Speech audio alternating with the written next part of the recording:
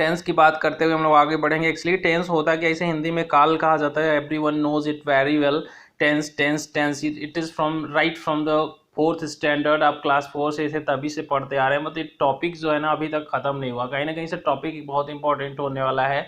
और मैं आपको बता दूं टेंस को आप एग्जैक्टली समझिए अपने सिलेबस के अकॉर्डिंग। यहाँ पे आपको ट्रांसलेशन नहीं करना है, यहाँ पे केवल दो चीज़ें जाननी है कि वर्ब की कौन सी फॉर्म कहाँ पर यूज होगी और कौन सा हेल्पिंग वर्ब यूज होगा। अगर ये दो चीज़ें आप जान जाते हैं तो टेंस इज राइट देयर और आप इसका क्वेश्चन मल्टीपल चॉइस बेस्ड कर पाएंगे। ठीक है, बात करते हैं इसके डेफिनेशन की, फिर हम बात करेंगे आगे।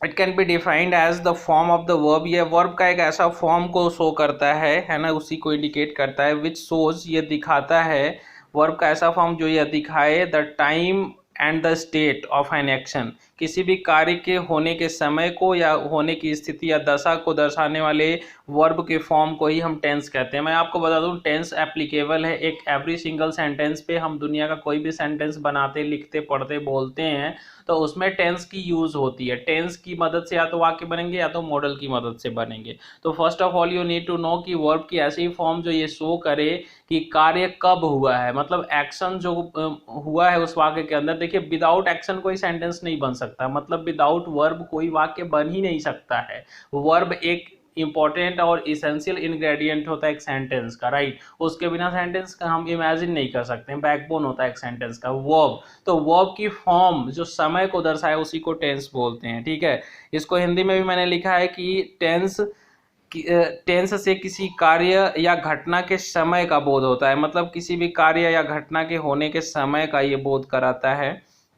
बात करें टेंस की तो it is mainly of three types, present, past and future. आप बहुत पहले से पढ़ते आ रहे हैं। प्रेजेंट मीन्स वर्तमान काल, पास्ट मतलब बीता हुआ समय जिसे भूतकाल कहते हैं, फ्यूचर मतलब भविष्य में होने वाली चीजें जिसे हम भविष्य काल कहेंगे, है ना। तो कहीं ना कहीं से भूतकाल और ये सारी चीजें आपको ये जानना है कि प्रेजेंट, पास्ट और फ्यूचर क्या होते हैं। एंड अब आप बात करेंगे कि ये जो ईच वन ऑफ देम है ना, ये तीनों जो है ना, they are further classified into 4 sub parts. इनको सबको ना ईच एंड एवरी वन को इसमें करते क्या है, अगले 4 सब पार्ट्स में भाग में बांटे हैं। तो कहीं ना कहीं से इस 4 सब पार्ट्स को थोड़ा सा समझ लेंगे तो हमारे लिए आसान होगा। सिंपल का मतलब वो होता है कि देखिए जब भी हम टेंस की बात करें तो एक्शन पे आपका फोकस जाना चाहिए। एक्शन, अगर एक्शन इंडेफिनिट है मतलब अनिश्चित है, जो बार बार घटित हो जाता है, रिपीट हो जाता हो, है ना। जैसे कि मैं सुबह न्यूज़पेपर पढ़ता हूँ, अखबार पढ़ता हूँ, तो ये ऐसा एक एक्टिविटी है जो बार बार होता है ऑन अ डेली बेसिस। मैं रोज पढ़ता हूँ, राइट। अगर मैं टाइम्स ऑफ इंडिया डेली पढ़ता हूँ तो it is something a kind of action जो मतलब that usually takes place again and again, है ना। तो ये सारी चीज़ें इनडेफिनिट का मतलब दैट इज नॉट डेफिनिट, जो निश्चित ना हो, जो बार बार रिपीट होता हो, यूजुअल हैबिचुअल एक्शन को हम इनडेफिनिट बोलते हैं। और ये प्रेजेंट में भी हो सकता है, पास्ट में, फ्यूचर में भी हो सकता है, राइट। प्रोग्रेसिव की बात करेंगे। प्रोग्रेसिव का मतलब होता है कि at the time of speaking when an action is in progress, when action is going on, जब कोई कार्य न जारी हो, चलता रह रहा हो हमारे बोलते समय, तो उसको हम प्रोग्रेसिव बोलते हैं। इनके मतलब रहा रही से इस सारे सेंटेंसेस का अंत होता है। रहा रही के साथ है लग जाए तो प्रेजेंट है, था लग जाए तो पास्ट, फ्यूचर का मतलब होगा लग जाएगा। मतलब at the time of speaking, बोलते समय अगर आपका कोई काम जारी हो रहा है तो उसे हम क्या बोलेंगे, प्रेजेंट, प्रोग्रेसिव या कंटिन्यूअस बोलेंगे। ठीक है ना। परफेक्ट, परफेक्ट की बात करेंगे। Perfect tense that means the work is complete. And अगर कोई वर्क कंप्लीट हो गया है और हाल ही में कंप्लीट हुआ है ना, तो उसे परफेक्ट बोलते हैं। परफेक्ट मतलब कि पूर्ण या पूरा होना के अर्थ में होता है। और परफेक्ट कंटिन्यूअस का मतलब कि एक्शन से ही बात की जा रही। सपोज एक एक्शन है जिसमें से आधा पूरा हो चुका है ना, आधा कंप्लीट हो चुका है और आधा अभी चल रहा है, ठीक है ना, जारी है। तो ऐसे सेंटेंसेस को हम प्रेजेंट परफेक्ट कंटिन्यूअस या पास्ट परफेक्ट कंटिन्यूअस या फ्यूचर परफेक्ट कंटिन्यूअस में रखेंगे, जिसमें काम का जो आधा हिस्सा है वो पूरा हो चुका है, अभी बाकी चल रहा है। ठीक है, देखिए दुनिया का कोई भी सेंटेंस है, मैं थोड़ा सा आपको समझाने की कोशिश कर रहा हूँ कि उसके स्ट्रक्चर को अगर आप समझ जाते हैं ना तो फिर आपको लिखने पढ़ने बोलने में दिक्कत नहीं आती है। सेंटेंसेस कोई भी हो तो वो सेंटेंसेस के स्ट्रक्चर्स पे फोकस करिए। स्ट्रक्चर एक बार आ गया तो आप सेंटेंसेस में उस स्ट्रक्चर में वर्ड्स को बदल बदल करके डिफरेंट डिफरेंट सेंटेंसेस बना सकते हैं। टेंस के टोटल स्ट्रक्चर अगर हम बात करें, देखिए टेंस 3 भाग में बटा, तीनों बाकी आगे 4 सब पार्ट में बटे, टोटल 12 हो गए ना, 3 into 4। तो ये हो गया। अब मॉडल्स की मदद से भी कुछ सेंटेंसेस बनते हैं, जैसे can, could, may, might, so, डूड की मदद से। तो वो टोटल स्ट्रक्चर्स 13 है, they are 13 in number in English, right. तो कोई भी दुनिया का सेंटेंस होना आप देखोगे तो इन्हीं स्ट्रक्चर्स पे बेस्ड होते हैं, टोटल मिलाकर के 25 हो जाएंगे। तो 25 स्ट्रक्चर्स की मदद से हम सेंटेंसेस बनाते हैं। तो क्यों ना हम टेंस को आज कवर कर लेते हैं। टेंस जो है आपके लिए बहुत इंपॉर्टेंट टर्म होने वाला है, क्योंकि इससे परीक्षा में क्वेश्चन बनेगा।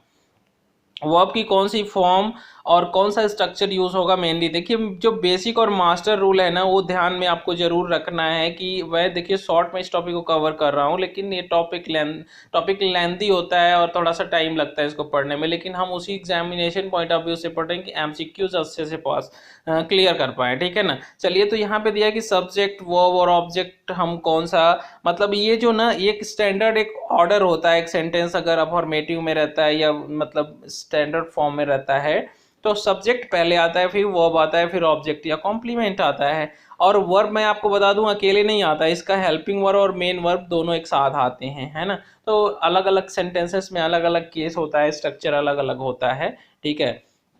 दो चीजें आप बिल्कुल ध्यान रखिएगा, तभी आप एमसीक्यू कर पाएंगे। जैसे वर्ब की कौन सी फॉर्म किस टेंस में लग रही है।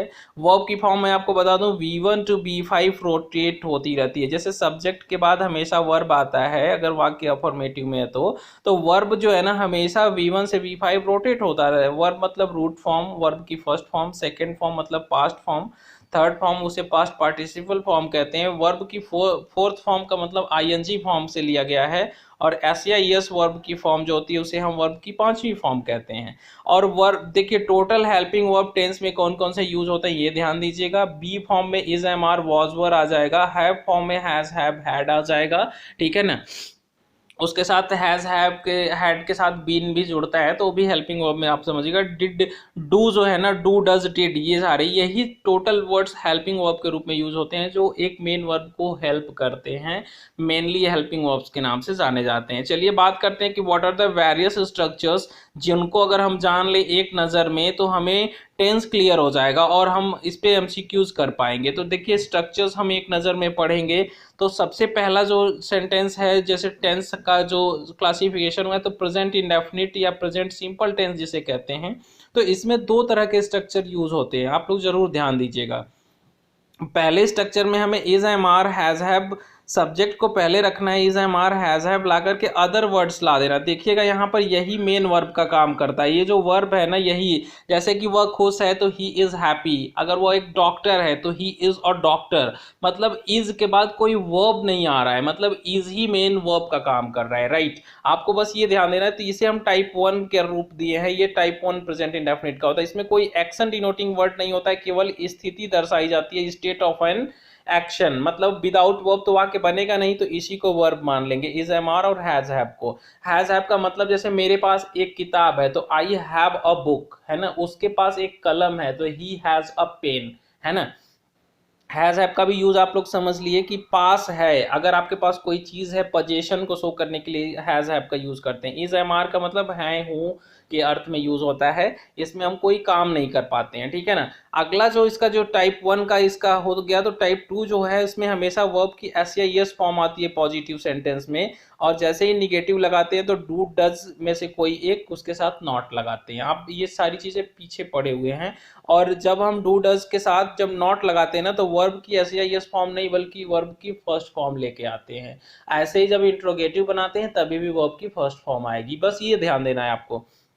डियर स्टूडेंट्स, बस आप ये ध्यान दीजिए ना कि मतलब वर्ब की कौन सी फॉर्म कहाँ पे आ रही है और हेल्पिंग वर्ब कौन सा यूज हो रहा है। अगर इसको आप जान जाते हैं तो सेंटेंस आप अच्छे से कर ले जाएंगे। प्रेजेंट इंडेफिनिट का मतलब कि ऐसा एक्शन जो बार बार रिपीट होता है वर्तमान में, उसे प्रेजेंट इंडेफिनिट टेंस कहते हैं। इसको, इन वाक्यों को पहचानने के लिए आपको थोड़ा ये देखना होगा, अंत में तातीते के साथ हैं आता है, लेकिन टाइम डिनोटिंग कुछ वर्ड्स हैं जैसे daily, regularly, every day, weekly, monthly, ये सारे जो वर्ड्स देखिएगा इन सारे सेंटेंसेस के अंत में मोस्टली देखे जाते हैं। चलिए कंटिन्यूअस की बात करते हैं, प्रेजेंट की। प्रेजेंट कंटिन्यूअस का मतलब कि at the time of speaking, जब वर्तमान में कोई काम जारी हो, जैसे मैं लिख रहा हूँ, मैं आपको पढ़ा रहा हूँ, वे बात कर रहे हैं, बच्चे खेल रहे हैं, कहीं ना कहीं से रहे हैं आ रहा है ना, this is showing the work is in, कह सकते हैं कि प्रोग्रेस, राइट ना, प्रोग्रेस में है ना। तो अगर कोई कार्य जारी है तो उसे हम कंटिन्यूअस मानते हैं या प्रोग्रेसिव टेंस कहते हैं। तो सब्जेक्ट को पहले लाइएगा, इज एम आर में से कोई एक, जब सब्जेक्ट सिंगुलर नंबर में रहेगा, अकेला रहेगा तो इज, आई के साथ केवल एम, और बाकी जब प्लूरल नंबर में जैसे दे वगैरह रहे या एक से अधिक की संख्या का बोध कराए तो वहाँ आर लगा देते हैं, जैसे दे आर प्लेइंग, है ना। और वर्ब की आईएनजी फॉर्म और ऑब्जेक्ट या कॉम्प्लीमेंट लेके आना है। ऑब्जेक्ट या कॉम्प्लीमेंट, कॉम्प्लीमेंट का मतलब पूरक शब्द। कभी कभी वाक्य में वर्ब का कोई ऑब्जेक्ट नहीं होता है, कर्म नहीं होता है, तो हम कॉम्प्लीमेंट पूरक शब्दों का इस्तेमाल कर लेते हैं। चलिए बात करते हैं अगले टेंस की, प्रेजेंट परफेक्ट टेंस की। As the word is giving us the meaning, कि जैसे कि परफेक्ट का मतलब कि वर्तमान में कोई वर्क पूरा हो गया हो, उसका असर अभी बरकरार हो, हाल ही में कंप्लीट हुआ हो, तो उसे हम प्रेजेंट परफेक्ट टेंस कहते हैं। सब्जेक्ट को पहले लेके आएंगे, हैज हैव में से कोई एक हेल्पिंग वर्ब इस्तेमाल करेंगे, वर्ब की थर्ड फॉर्म ऑब्जेक्ट या कॉम्प्लीमेंट।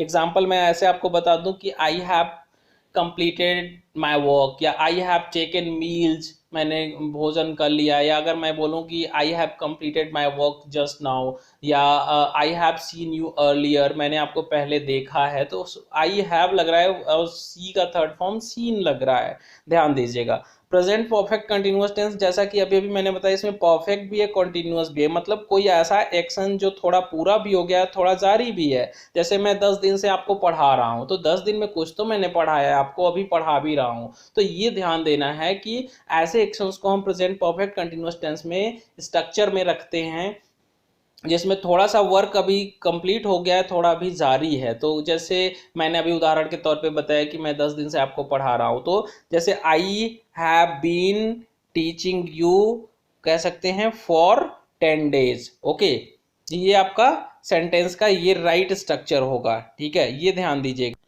बात करते हैं अगले टेंस की, जो है आपका पांचवा, जिसे पास्ट इंडेफिनिट कहेंगे। पास्ट इंडेफिनिट में सब्जेक्ट, फिर वॉज वर, और इसका जो टाइप 1 है, जैसे मैंने प्रेजेंट में टाइप 1 बताया, वॉज वर या हैड में से कोई एक यूज कर लेंगे। जैसे मेरे पास कुछ किताबें थी तो आई हैड सम बुक्स, है ना, इसमें कोई एक्शन नहीं हो रहा है, तो ये टाइप 1 मैंने बना दिया। अदर वर्ड्स को आप रख दीजिएगा। जैसे वह बिजी था, ही वॉज बिजी, अब वाज लग जाने से वर्ब की आईएनजी फॉर्म कोई जरूरी नहीं है लग जाएगा। जब वाज मेन वर्ब के रूप में आएगा तो वर्ब की आईएनजी फॉर्म नहीं आएगी वहां पर। इसका जो टाइप 2 है वो वर्ब की हमेशा सेकेंड फॉर्म लेके आता है, ये ध्यान देने योग्य बात है आपको। जैसे मैं कल उसको देखा, I saw him yesterday, right, see का सेकंड फॉर्म आपका सॉ हो जाएगा, राइट। तो ये ध्यान दीजिएगा, वर्ब की सेकंड फॉर्म पास्ट इंडेफिनिट में आती है। जब भी हम इसको नेगेटिव बनाते हैं तो डिड के साथ नॉट लगाते हैं, फिर वर्ब की फर्स्ट फॉर्म ला देते हैं, ये ध्यान दीजिएगा। और इंट्रोगेटिव सेंटेंस में भी हमेशा वर्ब की फर्स्ट फॉर्म आती है, हमेशा याद रखिएगा। वर्ब की फॉर्म और हेल्पिंग वर्ब याद कर लोगे, आपका एमसीक्यू सॉल्व हो जाएगा। इसके बाद एमसीक्यू मैं कराता हूं आपके लिए। देखिए, जो आपका जो पास्ट कंटिन्यूअस फॉर्म है ना, मतलब you are talking about the past actions that was going on, मतलब जो जारी था, काफी लंबे समय तक जारी रहा है बोलते समय। ऐसे सेंटेंसेस में हम सब्जेक्ट वाज वर्ब और वर्ब की आईएनजी फॉर्म लेके आते हैं, फिर उसमें एस या ईएस लगाते हैं, सॉरी वर्ब की आईएनजी फॉर्म लाते हैं, फिर ऑब्जेक्ट या कॉम्प्लीमेंट को जगह देते हैं। Is that okay? आगे बढ़ते हैं। Past perfect tense it is again ऐसा ही है, जैसे परफेक्ट टेंस जहां कहीं भी आए वहां पे वर्ब की थर्ड फॉर्म आएगी, याद रखिएगा। कंटिन्यूअस का मतलब वर्ब की आईएनजी फॉर्म लेके आएगा। तो बस आपको ये ध्यान देने योग्य बात है कि परफेक्ट टेंस का मतलब वर्ब की थर्ड फॉर्म तो श्योर होनी चाहिए। तो यहाँ पे सब्जेक्ट और हैड प्लस वर्ब की थर्ड फॉर्म आ जाएगी, ऑब्जेक्ट या कॉम्प्लीमेंट रख लेंगे। जैसे कि मैं लिख चुका था तो आई हैड रिटन, है ना। मैं अपना काम कर चुका था तो I had completed my work, right. आगे बढ़ते हैं, past perfect continuous tense. Again इसमें थोड़ी बात कंप्लीट हो गई है, काम का कुछ हिस्सा कंप्लीट हो गया था, कुछ जारी भी था, लेकिन पास्ट में। तो इसमें subject plus had been use करेंगे, और आपको वर्ब की आईएनजी फॉर्म, ऑब्जेक्ट या कॉम्प्लीमेंट सिंस फॉर का यूज करेंगे। अगर निश्चित समय की बात की जा रही तो आपको सिंस यूज करना, जैसे 1950 से या 2015 से। और अगर हम कहें 10 दिनों से तो फॉर 10 डेज, है ना। तो सिंस फॉर का यूज आप पहले भी पढ़े होंगे, थोड़ा सा और यहाँ पे ध्यान दीजिएगा। अगर नहीं समझ में आता है कमेंट करके बताइए, अगेन आपको वीडियोस बनाई जाएंगे इस पे। फिर हम बात करते हैं फ्यूचर इंडेफिनिट टेंस की। अगेन यहाँ पे दो स्ट्रक्चर्स मिलेंगे आपको, सब्जेक्ट प्लस शैल और विल के साथ बी लगेगा, फिर अदर्स वर्ड आ जाएंगे। जैसे ही shall be in the office, अगर हम कहें कि he will be in the office, या I shall be in the market, तो कहीं ना कहीं से ये फ्यूचर की बात हो रही है। यहाँ पर हम कोई एक्शन नहीं डिनोट कर रहे हैं, बस स्थिति को दर्शा रहे हैं, इसे हम स्टेट ऑफ बीइंग बोलते हैं। इसमें भी हैव का यूज कर सकते हैं, शैल हैव, विल हैव। जैसे I will have a laptop, मेरे पास एक लैपटॉप होगा, तो यहाँ पे बस ना एक्शन नहीं दिखाया जा रहा है, स्थिति को बताई जा रही है, तो ये टाइप 1 हो जाता है। टाइप 2 में हमें सब्जेक्ट प्लस शैल हैव, शैल और विल में से कोई एक लाना है, वर्ब की फर्स्ट फॉर्म लेके आनी है, फिर आपका क्या हो जाता है, ऑब्जेक्ट या कॉम्प्लीमेंट। ध्यान दीजिएगा। फिर फ्यूचर कंटिन्यूअस टेंस आता है, जिसमें हमें फिर अगेन वर्ब की आईएनजी फॉर्म लानी होगी, क्योंकि कंटिन्यूअस जहां कहीं भी रहेगा आपको वर्ब की आईएनजी फॉर्म हेल्पिंग वर्ब शैल या विल में से कोई एक यूज करेगा। देखिए आई और वी के साथ शैल यूज किया जाता है जनरली, और बाकी के साथ विल, लेकिन स्पोकन इंग्लिश में तो सबके साथ विल ही यूज होता है। It is acceptable to all of the people, कह सकते हैं सब लोग लगभग यूज ही कर रहे हैं आजकल, है ना। तो शैल का यूज नेग्लिजिबल टाइप का हो गया। फ्यूचर परफेक्ट टेंस का मतलब फ्यूचर में अगर कोई काम पूरा हो चुका है तो इस उस केस में जैसे सब्जेक्ट पहले लाइएगा, शैल या विल में से कोई एक, फिर हैव, फिर वर्ब की थर्ड फॉर्म या ऑब्जेक्ट कॉम्प्लीमेंट अंत में रखेंगे। ठीक है, लास्ट देखते हैं structure future perfect tense. Future perfect continuous tense में सब्जेक्ट लाएंगे शैल और हैव और विल हैव में से कोई एक, फिर वर्ब की आईएनजी फॉर्म, फिर ऑब्जेक्ट या कॉम्प्लीमेंट। सिंस फॉर आप याद कर लीजिए कैसे यूज करना है, निश्चित समय तो सिंस, और अगर पीरियड ऑफ टाइम है तो फॉर यूज होता है। कुछ एग्जांपल्स करेंगे जिसमें हम टेंस को आइडेंटिफाई करने की कोशिश करेंगे। पहला एग्जांपल है जैसे कि I wrote the letter in his presence, right, मैंने पत्र लिखा उसके उपस्थिति में। तो देखिए यहाँ पर सब्जेक्ट आई है, वर्ब जो है राइट का सेकेंड फॉर्म रोट है। तो अभी अभी देखा मैंने, आपको दिखाया था स्ट्रक्चर में कि मतलब वर्ब की second form past indefinite tense में आती है, तो ये पास्ट इंडेफिनिट टेंस का वाक्य हो गया, क्योंकि सब्जेक्ट के बाद वर्ब की सेकेंड फॉर्म अगर आ जाती है तो आपको पास्ट इंडेफिनिट मानना है। अभी इसी को नेगेटिव बनाना है तो डिड नॉट के साथ राइट लिख दिया जाएगा, रोट को फर्स्ट फॉर्म में लाके राइट लिख देंगे। आप पहले से पढ़ें थोड़ा टेंस को, दोहराइए इस चीज़ों को, और आपको और भी वीडियोस दिए जाएंगे।